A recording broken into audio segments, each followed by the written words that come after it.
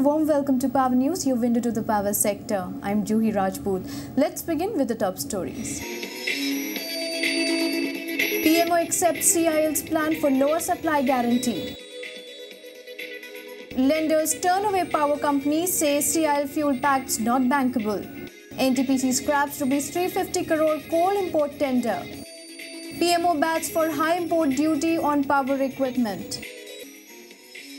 BHEL commissions 500 megawatt unit at NTPC's Vindhyanchal project.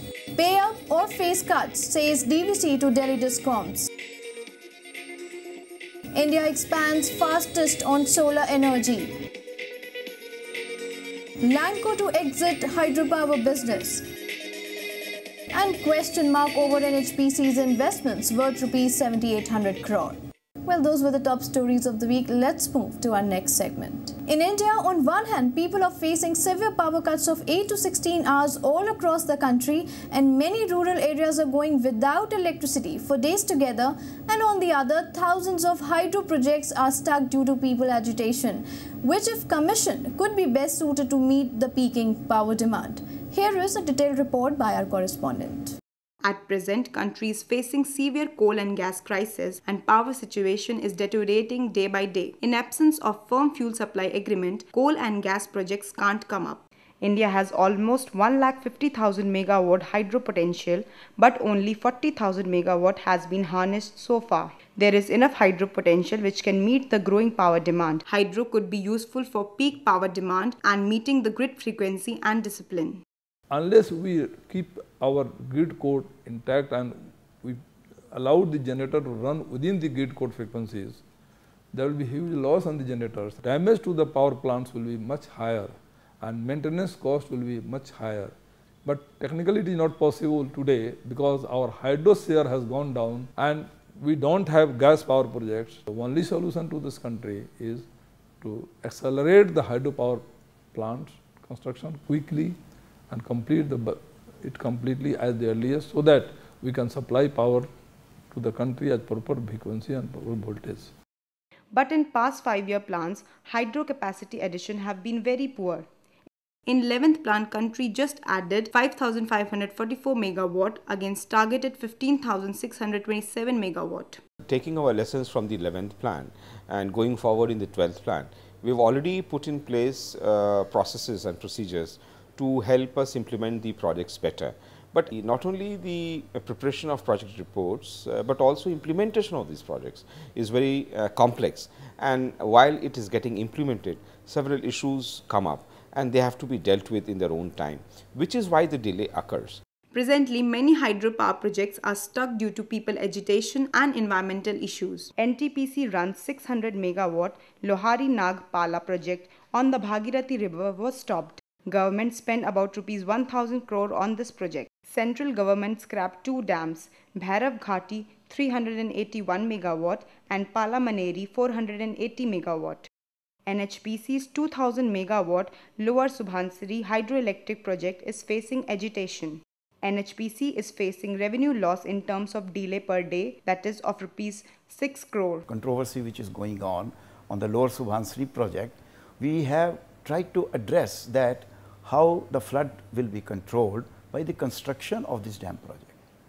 You see, dam projects is a must. I mean, it is a myth that the dam projects become a devastation for the downstream. No. Today the technology and whatever investigations we do, it has advanced so much. There should be no fear with the people that whatever the engineering structure is being constructed, it is always fail safe. 6 hydropower projects including Vishnugarh, People Kothi, Himjyoti and Alaknanda were projected to supply electricity by 2012. These projects were started after all necessary clearances from central and state governments were received. All of them have been stopped, displacing thousands of workers. Environmentalists and Mahatmas claim that dams on river Ganga would pollute its water and is a threat to its existence. This is not true at all, that these are being built on Ganga and they will pollute the Ganga. Probably that is not true at all, and we need to educate the public. The pollution is not there at all. What are we doing? The water is flowing we are temporarily storing for a small time and only the excess water was flowing out. So, storage per se does not cause pollution. So, we should in fact make the people aware as to what are the benefits of hydro. Anti-dam lobbyists, environmentalists and Mahatmas are protesting the dam construction work, but ultimately the people are suffering. They are deprived of basic amenities such as electricity and jobs to sustain their livelihood. So far the development has taken place in the hydro sector. Broadly we have taken strike a balance in between the environmental need of the project and the area and the development taken together. If you see the economic condition of the local people after development of the project, it is enormous. You cannot, it is all beyond measurable. The development, the schools, the institutions, the facilities like health care and all these, all connectivity, electricity to the neighboring villages and everywhere, it is enormous.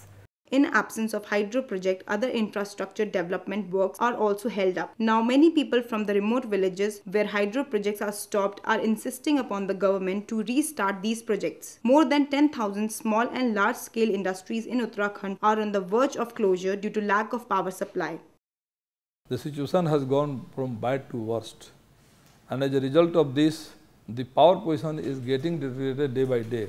And if we are not going to work on war footing, and we are not going to support the utilities and the PSUs, the power position will get deteriorated further. And if somebody is talking that improvement will come in 1 year, 2 years, 3 years, it is a lie, big lie. Implementation of the projects should be done on war footing basis. Hydropower projects are contributing towards the state as well as national demand for energy. Any development-based activity along with its benefits have some negative effects as well.